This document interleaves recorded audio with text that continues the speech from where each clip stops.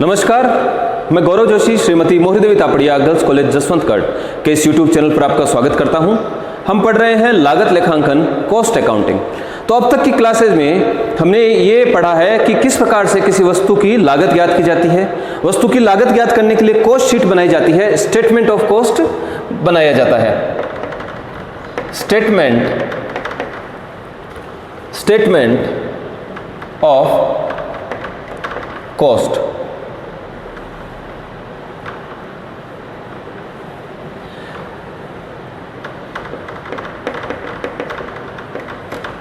Particulars,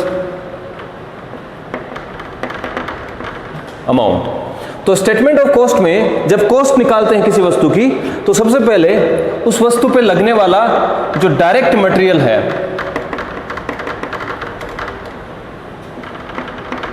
तो उस वस्तु के निर्माण में कितनी प्रत्यक्ष सामग्री काम में आई, कितनी सामग्री लगी, उसकी लागत ज्ञात की जाती है। उस वस्तु को बनाने में कितनी मजदूरी चुकाई गई, डायरेक्ट लेबर ज्ञात की जाती है। और उस वस्तु के से संबंधित कितने डायरेक्ट एक्सपेंस किए गए, वो ज्ञात किए जाते हैं। तो जो भी खर्चे उस वस्तु के निर्माण से सीधे संबंधित है, प्रत्यक्ष रूप से संबंधित है, वो खर्चे, उन खर्चों का टोटल प्राइम कॉस्ट कहलाता है।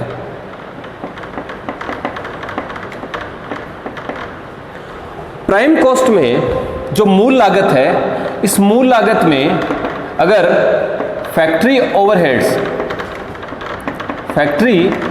ओवरहेड्स ऐड कर दिए जाएं, कारखाने में वस्तु का निर्माण हो रहा है, तो वस्तु के निर्माण से संबंधित जो डायरेक्ट मटेरियल है, डायरेक्ट लेबर है, डायरेक्ट एक्सपेंसेज है, उनको मिलाकर जो टोटल कॉस्ट आती है वो प्राइम कॉस्ट कहलाती है। और फैक्ट्री में इन खर्चों के अलावा जो अन्य खर्चे हो रहे हैं, जो अप्रत्यक्ष खर्चे हो रहे हैं, वो फैक्ट्री ओवरहेड्स कहलाते हैं। तो प्राइम कॉस्ट में फैक्ट्री के जो अन्य खर्चे जोड़ दिए जाएं, तो फिर जो लागत आती है वो फैक्ट्री कॉस्ट कहलाती है। कारखाना लागत कहलाती है। वस्तु की कारखाना लागत मूल लागत में जो है कारखाना उपरिव्यय जोड़ देने के बाद कारखाना लागत ज्ञात होती है।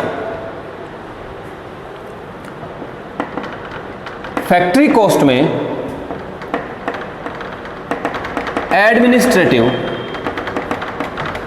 एडमिनिस्ट्रेटिव ओवरहेड्स ऐड कर दिए जाएं, तो जो कॉस्ट आती है वो कॉस्ट ऑफ प्रोडक्शन कहलाती है। फैक्ट्री कॉस्ट में अगर कार्यालय के प्रशासन के खर्चे जोड़ दिए जाएं, तो जो लागत आती है, जो कॉस्ट आती है, वो कॉस्ट ऑफ प्रोडक्शन कहलाती है। तो पहला है प्राइम कॉस्ट, दूसरी है फैक्ट्री कॉस्ट, और तीसरी कॉस्ट ऑफ प्रोडक्शन। तो ये वस्तु के उत्पादन की लागत है। तो जिस वस्तु का निर्माण किया गया है कारखाने में, उस वस्तु की जो उत्पादन की लागत है वो यहां तक ज्ञात हो जाती है, कॉस्ट ऑफ प्रोडक्शन हमने ज्ञात कर ली। अब जो वस्तु बना ली गई है, जिस माल का निर्माण कर लिया गया है, अब उसको जब बेचा जाएगा तो बेचने से संबंधित खर्चे भी यहां पर ऐड कर दिए जाएंगे।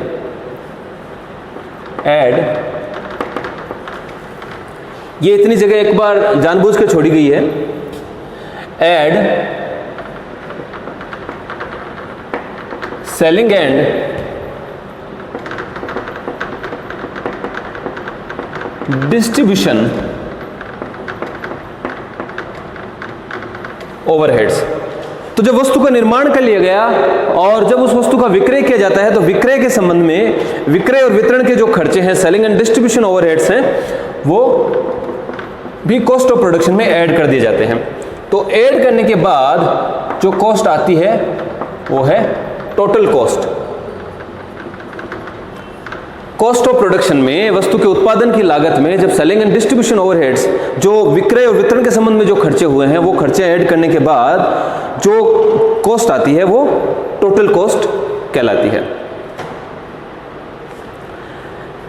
यहां पर ये जो डायरेक्ट मटेरियल है, ये जो रॉ मटेरियल है, ये वस्तु के उत्पादन में कितना काम में आया है, तो इसकी गणना हम करते हैं। डायरेक्ट मटेरियल की गणना करते हैं। ये एक्चुअली रॉ मटेरियल है। रॉ मटेरियल किसी भी वस्तु के उत्पादन या निर्माण में कितनी कच्ची सामग्री काम में आई। तो रॉ मटेरियल कंज्यूम्ड है, ये डायरेक्ट मटेरियल। हो सकता है कि जो रॉ मटेरियल काम में लिया जा रहा है वस्तु के उत्पादन में, उस रॉ मटेरियल का कुछ ओपनिंग स्टॉक जो है वर्ष के शुरुआत में जो है कंपनी के पास होगा, opening stock of raw material. इसके बाद वर्ष के दौरान कुछ रॉ मटेरियल परचेज भी किया होगा, परचेज ऑफ रॉ मटेरियल।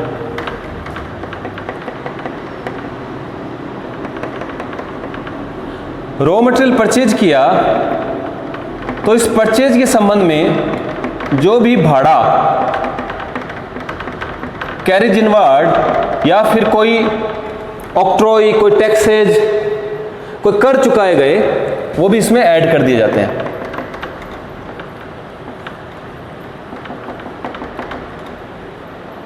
जो माल परचेज किया है, अगर परचेज रिटर्न है तो घटा दिया जाता है। अगर जो माल परचेज किया है उसमें से अगर कोई ड्राइंग कर लिया गया है, कोई माल चैरिटी में दान दे दिया गया है। ड्राइंग का मतलब होता है कि जो बिजनेस का ओनर है उसने जो परचेज किया है, जो माल है, उसका पर्सनल यूज कर लिया, अपने जो है पर्सनल यूज के लिए उसको काम में ले लिया। तो अगर कोई ड्राइंग है या फिर जो माल है जो खरीदा है उसको चैरिटी में दिया है तो वो हम लेस कर देंगे। और नेट परचेज जो शुद्ध क्रय है वो फिर रॉ मटेरियल के ओपनिंग स्टॉक में जोड़ दिया जाएगा। और जो रॉ मटेरियल है, तो raw material, total raw material इतना जो है कंपनी के पास है। किसी भी वस्तु के उत्पादन या निर्माण में कितनी कच्ची सामग्री, कितना रॉ मटेरियल काम में आया है, कितना रॉ मटेरियल कंज्यूम हुआ है, यह ज्ञात करने के लिए अगर रॉ मटेरियल का ओपनिंग स्टॉक दिया गया हो कि रॉ मटेरियल शुरुआत में इतना था, मान लीजिए कि रॉ मटेरियल 95 रुपये का, 95 रुपीज़ का रॉ मटेरियल था, रॉ मटेरियल 5 रुपये का ओपनिंग स्टॉक था रॉ मटेरियल का, और फिर कुछ रॉ मटेरियल वर्ष के दौरान परचेज किया गया। तो परचेज में से, परचेज के ऊपर जब रॉ मटेरियल परचेज किया गया है उसके संबंध में जो भाड़ा चुकाया गया है, कैरेज इनवार्ड, जब सप्लायर से जो माल कारखाने तक आया है तो उस पर जो भाड़ा चुकाया गया है, कैरेज इनवार्ड, वो और किसी प्रकार के जो कोई टैक्सेस चुकाए गए हैं तो वो फिर ऐड कर लिए जाते हैं परचेज प्राइस में। अगर जो माल परचेज किया उसमें से अगर कोई परचेज रिटर्न कर दिया है, क्रय वापसी कर दिया, तो वो घटा दिया जाता है। जो माल परचेज किया है उसको अगर पर्सनल यूज के लिए लिया है या फिर कोई दान में दे दिया है उस मटेरियल को, तो वो फिर परचेज किए गए जो कॉस्ट है उसमें से ये दोनों घटा दिए जाते हैं। तो जो राशि आती है यहाँ पर बैलेंस बचता है वो है नेट परचेज। तो जो ओपनिंग स्टॉक था रॉ मटेरियल का उसमें नेट परचेज को ऐड कर दिया जाता है। मान लीजिए कि 5 रुपए का ओपनिंग स्टॉक था और 95 रुपए का माल और खरीदा गया, तो कुल मिलाकर कंपनी के पास में 100 रुपए का मटेरियल हो गया। इसमें से लेस कर दिया जाएगा closing stock of raw material. तो कुल मिलाकर कंपनी के पास 100 रुपए का रॉ मटेरियल हो गया। और अगर इस रॉ मटेरियल में से कोई क्लोजिंग स्टॉक बच जाता है, माल के उत्पादन के बाद में भी वर्ष के एंड में अगर कोई क्लोजिंग स्टॉक बचता है रॉ मटेरियल का, तो वो क्लोजिंग स्टॉक घटा दिया जाता है।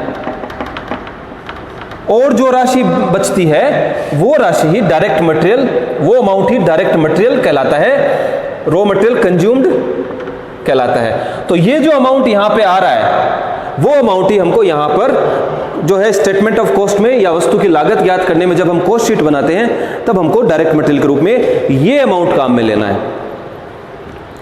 5 रुपए का ओपनिंग स्टॉक था, 95 रुपए का माल और खरीदा गया, कुल मिलाकर 100 रुपए का ओपनिंग स्टॉक, कुल मिलाकर 100 रुपए का रॉ मटेरियल हो गया वर्ष के दौरान। और मान लीजिए कि वर्ष के अंत में 10 रुपए का क्लोजिंग स्टॉक बचता है, 100 रुपये में से 10 रुपये का ही क्लोजिंग स्टॉक बचता है, तो वो 90 रुपये का मटेरियल का क्या हुआ? तो जो 90 रुपये का रॉ मटेरियल है वो उत्पादन में काम में आ गया। तो डायरेक्ट मटेरियल यही अमाउंट है, ये 90 रुपीज़ ही डायरेक्ट मटेरियल के रूप में काम में आया है। तो ये चीज़ समझनी है कि हमको डायरेक्ट मटेरियल क्वेश्चन में या तो सीधा डायरेक्ट मटेरियल का अमाउंट दे दिया होगा, या फिर जो रॉ मटेरियल है उस रॉ मटेरियल के संबंध में ओपनिंग स्टॉक दिया जाएगा, परचेज दी जाएगी, ड्रॉइंग्स दिए जाएंगे, क्लोजिंग स्टॉक दिया जाएगा। तो फिर हमको जो है रॉ मटेरियल कंज्यूम्ड यानी डायरेक्ट मटेरियल कंज्यूम्ड हमको ज्ञात करना पड़ेगा, निकालना पड़ेगा, इसकी कैलकुलेशन करनी पड़ेगी इस प्रकार से।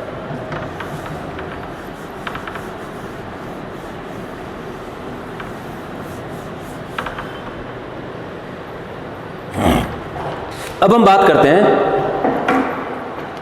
फैक्ट्री ओवरहेड्स की। बात कर चुके हैं कि जब किसी वस्तु का उत्पादन किया जाता है तो जो रॉ मटेरियल काम में लिया जाता है उस रॉ मटेरियल में कुछ नॉर्मल वेस्टेज होता है। जैसे हमने उदाहरण लिया था लकड़ी के फर्नीचर का, तो जब फर्नीचर बनाया जाता है तो लकड़ी की कटाई की जाती है, घिसाई की जाती है, तो कुछ नॉर्मल वेस्टेज होता है रॉ मटेरियल में। तो वो जो नॉर्मल वेस्टेज है वो फैक्ट्री ओवरहेड में शामिल किया जाता है। तो जो नॉर्मल वेस्टेज है रॉ मटेरियल का वो फैक्ट्री ओवरहेड कहलाता है, नॉर्मल वेस्टेज ऑफ मटेरियल। और ये जो नॉर्मल वेस्टेज है, इस नॉर्मल वेस्टेज को हम बेच सकते हैं स्क्रैप के रूप में, इसकी बिक्री भी की जा सकती है। तो अगर नॉर्मल वेस्टेज हुआ है क्वेश्चन में, अगर नॉर्मल वेस्टेज दिया गया है रॉ मटेरियल का, तो उस नॉर्मल वेस्टेज को फैक्ट्री ओवरहेड मानते हुए हम प्राइम कॉस्ट में ऐड कर देते हैं। अगर नॉर्मल वेस्टेज को बेचा गया है तो फिर उसको फैक्ट्री ओवरहेड्स में से लेस कर दिया जाएगा, सेल ऑफ स्क्रैप के रूप में लेस कर दिया जाएगा। तो जो नॉर्मल वेस्टेज का अमाउंट है उसमें से जो है सेल ऑफ स्क्रैप लेस कर दिया जाएगा, या फिर जो टोटल फैक्ट्री ओवरहेड्स हमने जो निकाले हैं, जो ज्ञात किए हैं, उसमें से सेल ऑफ स्क्रैप जो वेस्टेज है, वेस्टेज की जो बिक्री की गई है वो घटा दिया जाएगा।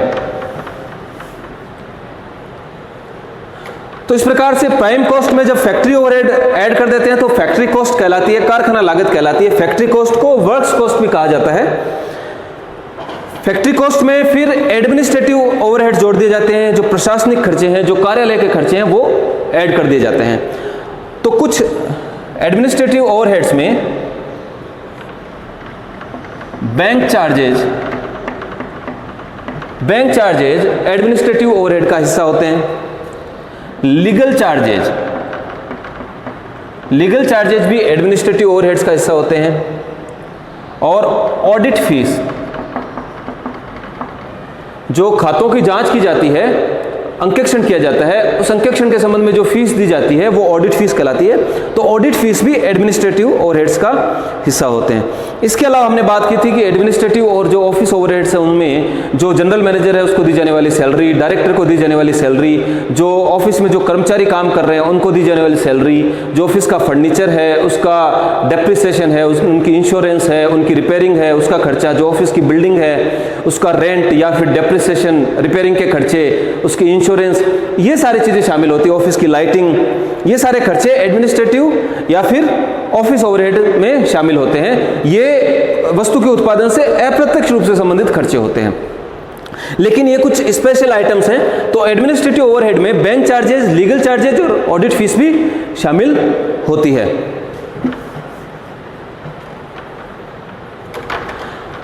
तो फैक्ट्री कॉस्ट में एडमिनिस्ट्रेटिव ओवरहेड्स जब ऐड कर दिए जाते हैं तो कॉस्ट ऑफ प्रोडक्शन ज्ञात हो जाती है। ये वो कॉस्ट है जो माल के उत्पादन की लागत है, जो माल बनाया गया है कारखाने में, उसको बनाने में जो लागत आई है, जो कॉस्ट आई है, जो उत्पादन की जो लागत है, जो प्रोडक्शन की कॉस्ट है, वो कॉस्ट ऑफ प्रोडक्शन कहलाती है। जो तैयार माल है, cost of finished goods produce,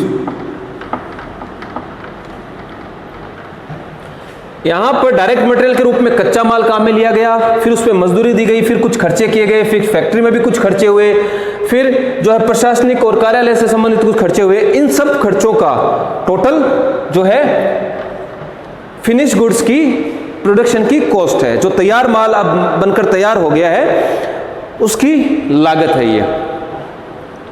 अब ऐसा हो सकता है कि जो कंपनी है, जो फर्म है, उसमें फिनिश गुड्स का ओपनिंग स्टॉक भी कुछ रहा हो। तो जो माल बनकर तैयार हुआ है उसमें हम ऐड कर देंगे ओपनिंग स्टॉक ऑफ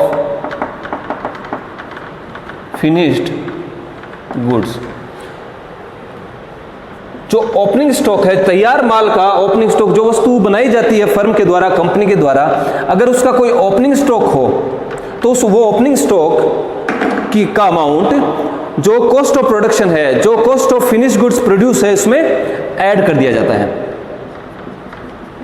यानी कि कुल मिलाकर फर्म के पास इतना माल है, ये तो माल अभी उत्पादित किया गया उसका अमाउंट है, उसकी कॉस्ट है, और इतना माल जो है पहले से पड़ा है ओपनिंग स्टॉक के रूप में। तो कुल मिलाकर संस्था के पास जो है फिनिश गुड्स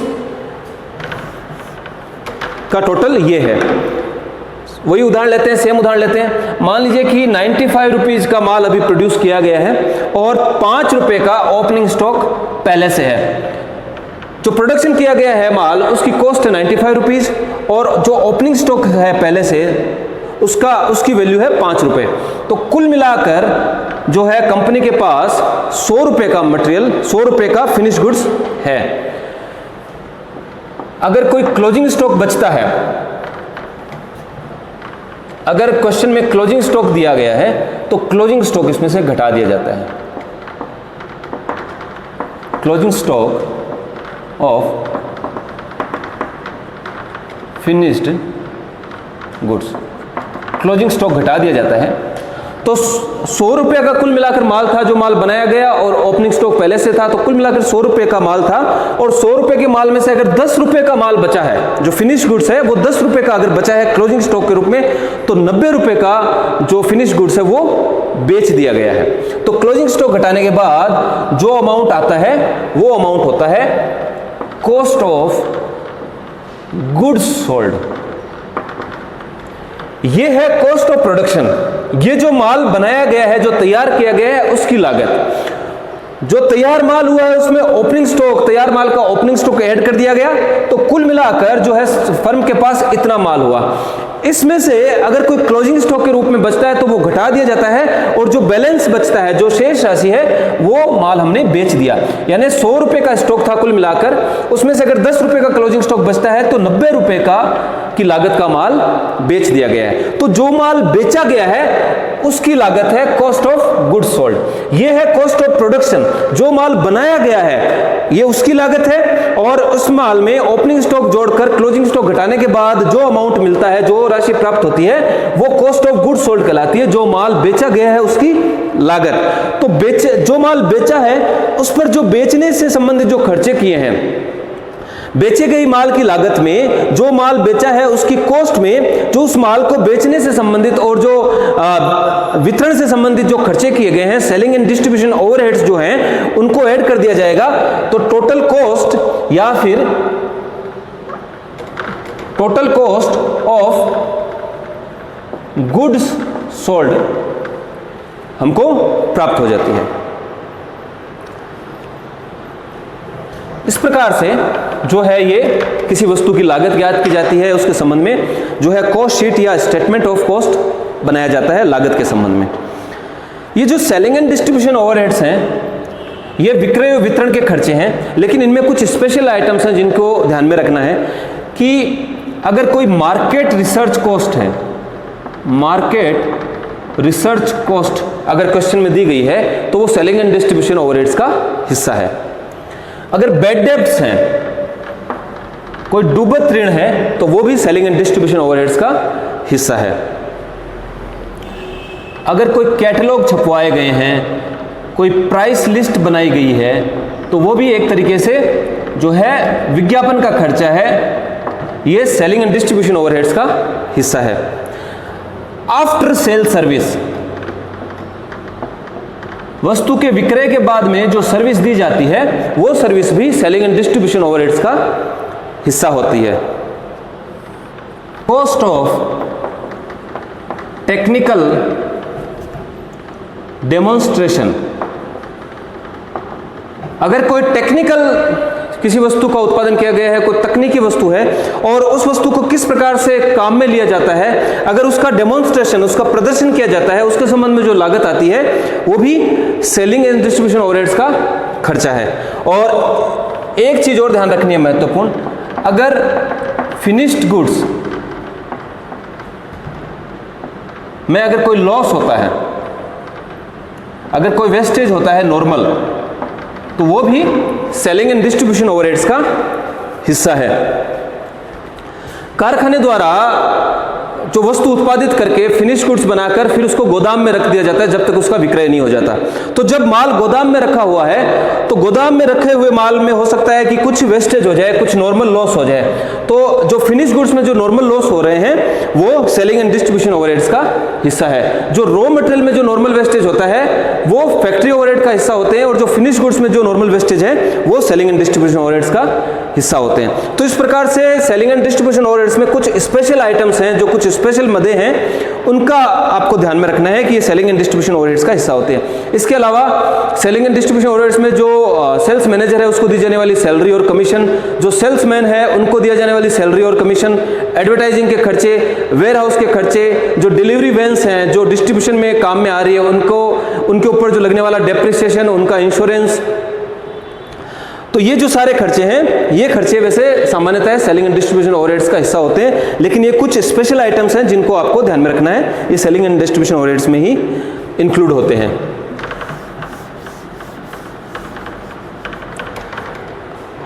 अब कुछ इनके अलावा कुछ और स्पेशल आइटम्स हैं जिनकी हम बात करेंगे। पहला है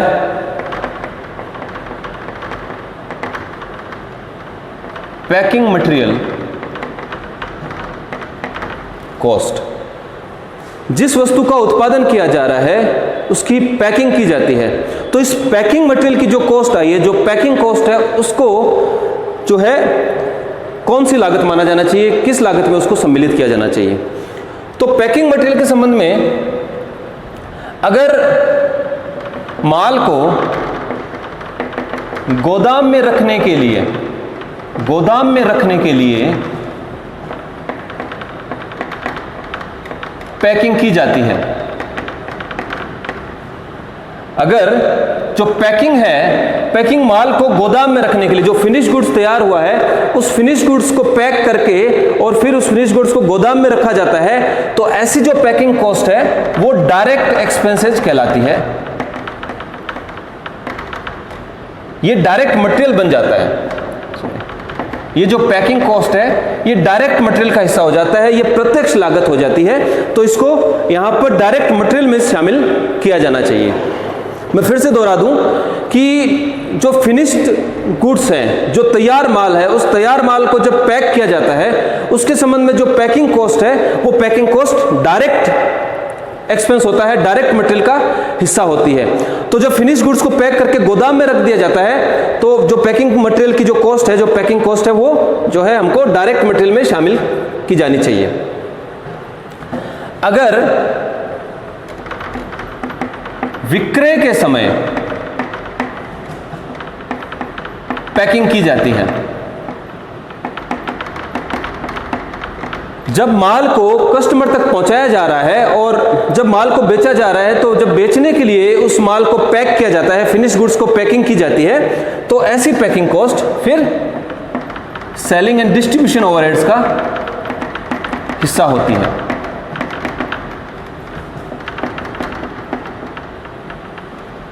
तो ये चीज ध्यान रखनी है कि पैकिंग कॉस्ट को कहां शामिल किया जाना चाहिए। अगर पैकिंग कॉस्ट फिनिश गुड्स की पैक करके गोदाम में रखने के लिए पैकिंग की जाती है तो वो डायरेक्ट मटेरियल होती है, प्रत्यक्ष लागत होती है उस माल के संबंध में, और अगर बेचने के समय अगर पैकिंग की जाती है तो वो सेलिंग एंड डिस्ट्रीब्यूशन ओवरहेड्स कहलाती है पैकिंग कॉस्ट। इसी प्रकार दूसरा है काउंटिंग एक्सपेंसेस। गणना वे कुछ कंपनियां ऐसी वस्तुओं का उत्पादन करती है जो छोटी छोटी इकाइयों में होती है, जिनकी गिनती करना आवश्यक होती है, जिनकी गणना की जाती है। तो जब जो गणना के संबंध में जो खर्चे हैं, गिनती करने के संबंध में जो खर्चे हैं, उन खर्चों को कहाँ शामिल किया जाना चाहिए? तो अगर कच्चे माल की गणना की जाती है और कच्चे माल की गणना के संबंध में जो खर्चे हैं वो खर्चे डायरेक्ट मटेरियल या डायरेक्ट एक्सपेंसेस कहलाते हैं। जो रॉ मटेरियल है, जो रॉ मटेरियल आया है, उस रॉ मटेरियल की काउंटिंग की जा रही है, उस काउंटिंग के संबंध में जो खर्चे हैं, तो जो है काउंटिंग एक्सपेंसेस डायरेक्ट मटेरियल या डायरेक्ट एक्सपेंसेस कहलाते हैं। तैयार माल को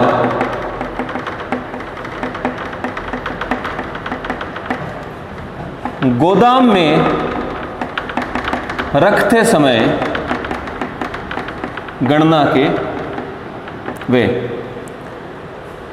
कंपनी द्वारा वस्तु निर्मित कर ली गई है, माल तैयार कर लिया गया है और गोदाम में रखते समय जो माल तैयार है उसको गोदाम में रखने से पहले उसकी गिनती की जा रही है, तो वो जो गणना के खर्चे हैं, जो गिनती के जो खर्चे आ रहे हैं, काउंटिंग एक्सपेंसेज हैं, वो काउंटिंग एक्सपेंसेज फैक्ट्री ओवरहेड्स कहलाएंगे। फैक्ट्री ओवरहेड्स कहलाते हैं। जब माल को बेचा जाता है, विक्रय के समय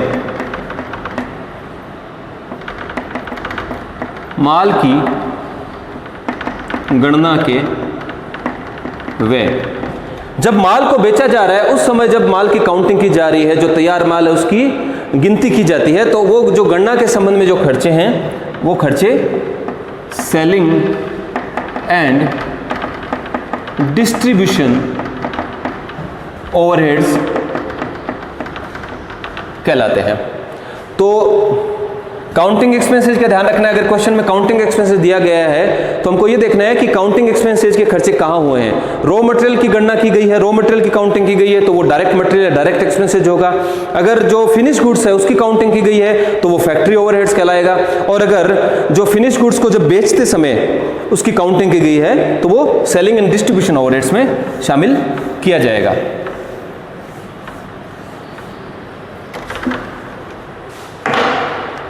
तीसरा है ड्राइंग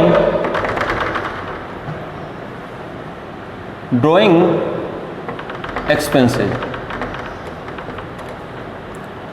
नक्शा कार्यालय के वे।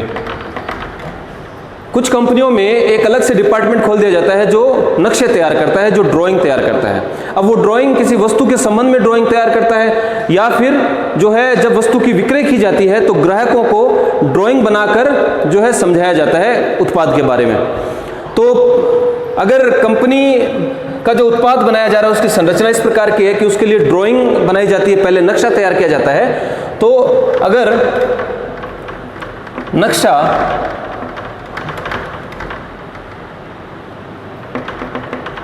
वस्तु के उत्पादन के संबंध में बनाया जाता है, तो जो ड्राइंग बनाई जाती है, जो नक्शा बनाया जा रहा है या वस्तु के उत्पादन के संबंध में अगर ड्राइंग तैयार की जाती है, नक्शा बनाया जाता है, तो ऐसे खर्चे फैक्ट्री ओवरहेड्स कहलाते हैं। तो जो नक्शा कार्यालय है, जो ड्राइंग डिपार्टमेंट है, उसके जो खर्चे सारे के सारे खर्चे फिर फैक्ट्री ओवरहेड्स में शामिल किए जाएंगे। अगर नक्शा ड्राइंग अगर वस्तु के उत्पादन से संबंधित हो, अगर नक्शा वस्तु के विक्रय से संबंधित हो, वस्तु के विक्रय से संबंधित हो, जब नक्शा वस्तु के विक्रय से संबंधित हो, जब किसी वस्तु का विक्रय किया जाता है तो ग्राहकों को नक्शा बनाकर जो है समझाया जाता है। तो अगर नक्शा वस्तु के विक्रय से संबंधित हो तो जो ड्राइंग डिपार्टमेंट है, जो नक्शा कार्यालय है, उसके खर्चे सेलिंग एंड डिस्ट्रीब्यूशन ओवरहेड्स कहलाते हैं। तो जब ड्राइंग एक्सपेंसेस या ड्राइंग डिपार्टमेंट के जो खर्चे अगर क्वेश्चन में दिए गए हो तो हमको ध्यान रखना है कि ये खर्चे किससे संबंधित है। अगर खर्चे वस्तु के उत्पादन से संबंधित है तो फैक्ट्री ओवरहेड का हिस्सा होंगे, अगर खर्चे वस्तु के विक्रय से संबंधित है तो सेलिंग एंड डिस्ट्रीब्यूशन ओवरहेड्स का हिस्सा होंगे। तो आज के लिए इतना ही। अब तक हमने ये जान लिया है कि किसी वस्तु की लागत कॉस्ट कैसे ज्ञात की जाती है, कौन कौन से स्टेप्स हैं, कौन कौन से खर्चे हैं जो हमको वस्तु की लागत में शामिल करने होते हैं। तो आज के लिए इतना ही। आगे की क्लास में हम इनसे संबंधित प्रैक्टिकल क्वेश्चन सॉल्व करके देखेंगे। इस वीडियो को लाइक कीजिए, शेयर कीजिए, हमारे YouTube चैनल को सब्सक्राइब कीजिए। धन्यवाद।